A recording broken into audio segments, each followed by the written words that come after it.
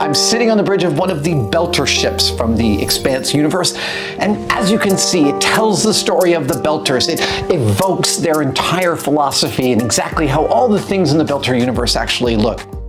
A set like this is the end result of hundreds of painstaking hours of welders and carpenters, riggers, set dressers, art directors, but it all begins in the pen and the mind of the production designer, Tony Ianni. And I'm just about to talk to Tony, but we're going to start outside this set because I want you to see just how plain it looks on the outside before we come back in and talk about how it gets done.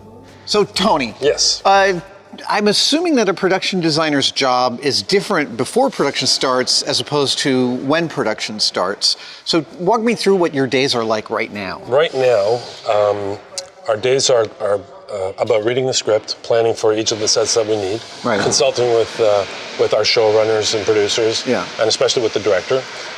Today, for example, we were out on a location scout, yeah, out in the woods, looking for something for the next block. Okay. And now I'm back in the office and have to think about our next set. How much do you have to show up on set to put out fires or design new ideas? Hopefully never. Hopefully never. Hopefully never. You have a large team that works underneath you, absolutely. Set dressers, art directors. Yep, How big is that team? Currently, construction have about 150 people. Yeah. I mean, maybe 75 in the set deck department. Wow. Yeah, 30 people in the art department alone, so it's a good team. It's a lot of stuff to do.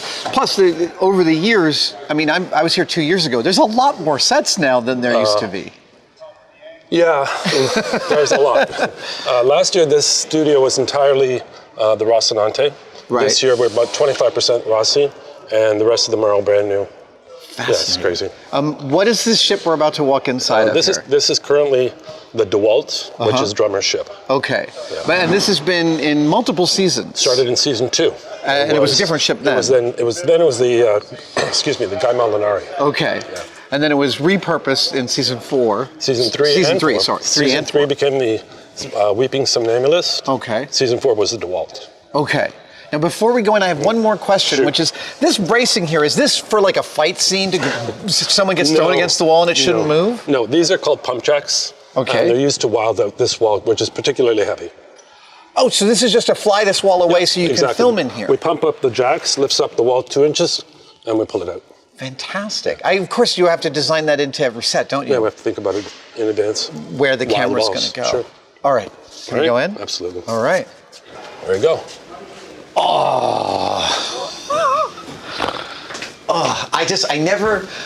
I never get tired of looking at the wood on the outside and walking in, and I'm in a completely immersive environment. We really take advantage of a lot of different materials. Man. Right from season 1, though, we started using real metal. In the past, a lot of people would use a pipe, like plastic pipes, and try to paint it, but it's a lot easier to use real metal, get the final finish. It's not painted. It's it rusts. And especially for a Belter ship, it's nice to see that extra layer of patina. It also must be great for the stunts in that it doesn't move and you don't have to worry about supporting. Advantage of it. Yeah, I mean the stunting is really important to us. When we design a stunt, we have to reinforce walls or add padding or do stuff like that. A lot of times we take padding, we paint it to look like metal or some other material, but it's actually just a foam. So a ship like this, how does this get started on your drawing board? You're the one that starts the genesis of this. Where does it begin? That's a really good question. In concept, we talk with the producers and the directors. We start figuring out certain shot patterns and what we want to do with the ship, what the ship is supposed to do. Right. All of our ships are vertical. We have to decide, where do they enter? Where are they coming up? What is the purpose of the ship? Where is it going? There's a lot of detail. So it's all narrative is the first discussion. For the most part, yeah. For the most part. I mean, we're really lucky. We're working with a series of books. The 6 right now we're on book 5. Right. But this is a series of best-selling books, and the authors are with us. Right. So, I mean, they're a wealth of knowledge. I have book 5 in my office, and it's just full of Post-it notes. This is this set, this is. And when somebody starts designing a set, I basically hand them the book and say, read that chapter. Yeah. And that's how it starts. When you're looking at the eventual dressing of walls like this, how granular is your attention on the details? Do you give broad strokes like a mood board and then let your team Absolutely. I have a great set deck team. I mean, obviously I have great construction and paint, but my set deck team is wonderful. His name is Justin Craig. Yeah. Huge sci-fi fan. Loves the business, and he just takes the next layer. He just puts the final touches on. After like spending so many years, you've been on this since season 1. Yeah, yes? I was the art director in season 1. So after so many years on this, do you watch other science fiction movies sometimes and think, oh, I wish I'd thought of that? Yeah, all the time. But try not to use the. Of course, right? Of course. Try not to. And let it influence you, maybe, but yeah, try not to use it. So, what kind of inspiration would you give your team about what the walls in this ship should look like, how dense it should feel? That's a general brushstroke for me. It's say let's belter the ship up and let's go really heavy with it. And so that means a specific set of aesthetic choices. For us, it does. I mean, to the point where the scenic department and I have worked out a scale. Mm-hmm. Wow. Yeah, the Tynan, which is Clay Ashford's ship, we call that 100. Right. And whereas the UN, that was a 0 or a 1. Okay. Right. But we always try to put a little bit of aging. We can't have just plain flat walls. It doesn't work at all. Right. It also becomes a monochromatic. Yeah. So if I say 90, they know what it means. Right. So this is about a 90. So, yeah. And then, obviously, as the art department goes, you come in occasionally to kind of give guidance and say, this is a problem that needs solving. I'm here and I open the set. I open the set. Whenever there's a new set, once we've established it, I don't have to go back, but I do. Yeah. But if it's a new set, I'm there on the morning.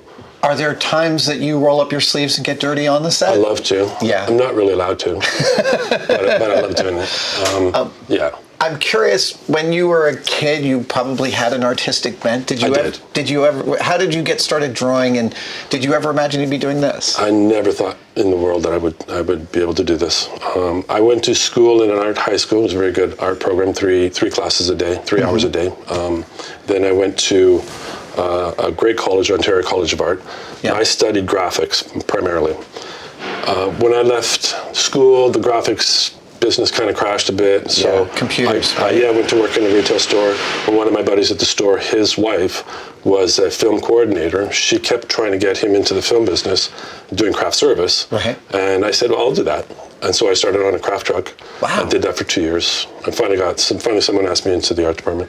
Obviously, after these many years, you guys are, like we talked about, this ship has been repurposed 3 times. How much of that must be a whole extra bit of aesthetic challenge that you can't really train for, taking a set, cutting it up and making it a new set? Yeah, I don't think there's any specific training for that. That's just a kind of, hey guys, we've got this, let's see what we can do. But there's a lot of people that weigh in on that as well. Yeah. Even in my art department, they'll say, well, we have the ship, but can we use that? And it's like, yeah, so it's always a team. I have a great team.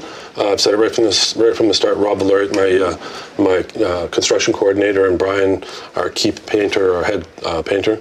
They're just wonderful at can we do this? Let's use that. And yeah.